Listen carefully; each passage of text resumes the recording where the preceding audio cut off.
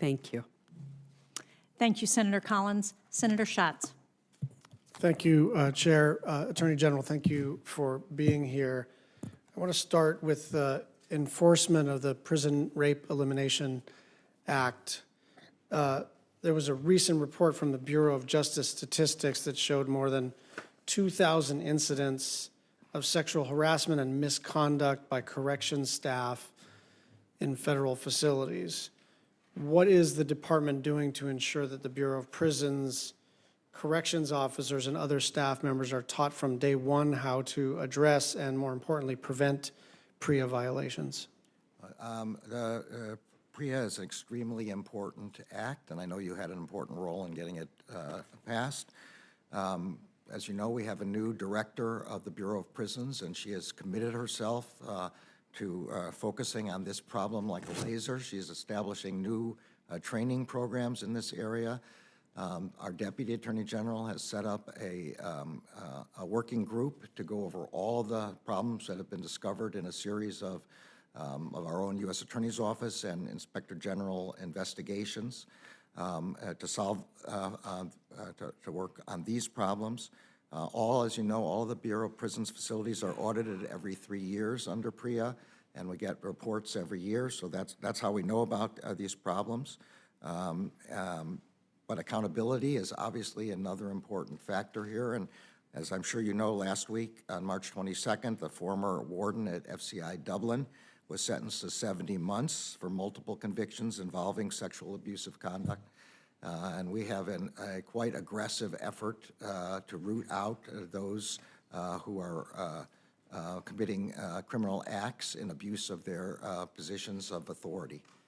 So it's a combination of increasing the training, increasing the surveillance, and then increasing the punishment. Thank you. Hawaii, as you know, has not had a federal halfway house since October of 2019. Since then, I've included report language in the CJS Appropriations Bill asking for an update. I have not received an update. Do you have one for me? Yeah, so I share your frustration over this problem of not being able to get a residential reentry center in Hawaii, and we do clearly need to find a way to solve this problem. We have a team at BOP that has been particularly tasked on this question. As you know, there have been multiple solicitations for residential reentry in Hawaii, which have not been successful. This team is planning a trip to Hawaii in the near future to talk with stakeholders about what the problem is. Obviously, an important part of the problem has to do with real estate and zoning issues in Hawaii. But we can't wait until we get that. So at the same time, we are working on sort of almost workaround solutions, and one of those is to award a contract for a day reporting center in Hawaii. And we are hopeful that we are close to being able to do that. We've closed the solicitation on that, and we're hopeful we'll be able to do that. Now, that does not meet the need for residential reentry, but it's one thing that we can do in the meantime.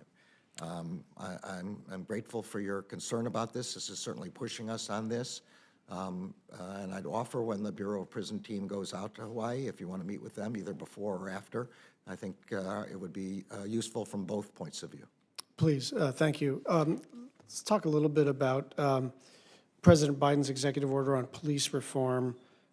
We've had some statutory changes as well as some executive orders around the 1033 and 1122 program. My specific question is, when the department finds that state and local law enforcement agencies have engaged in a pattern of civil rights violations, what process does it follow to ensure that transferred equipment is returned to the federal government?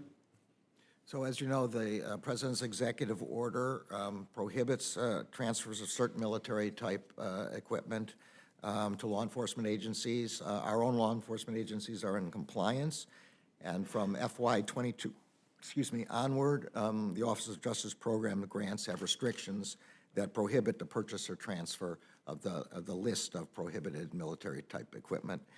From what I understand, we have not yet encountered a situation where equipment had to be returned under a pattern or practice finding. The EO provides that if there is a pattern or practice finding for newly transferred equipment, it would have to be returned. We made these restrictions clear to the law enforcement agencies in our grants, but we do not yet have a circumstance where it's been required. Is there a regular a period of oversight or audits, or is a pattern practice finding something that just happens episodically on a sort of a case-by-case basis? Yeah, I think the pattern of practice investigations, as you no doubt you remember, we just opened one in Louisville. We just, in the last few days, mostly resolved an older one in Seattle. We have them in a number of other locations, but they are not routinely done across the country. They are where there's evidence to provide a credible concern about pattern of practice with respect to a particular law enforcement agency. Thank you. Thank you, Senator Schatz. Senator Kennedy. Thank you, Madam Chair. Thank you, General, for being here. General, I want to ask you about the shooting at Covey.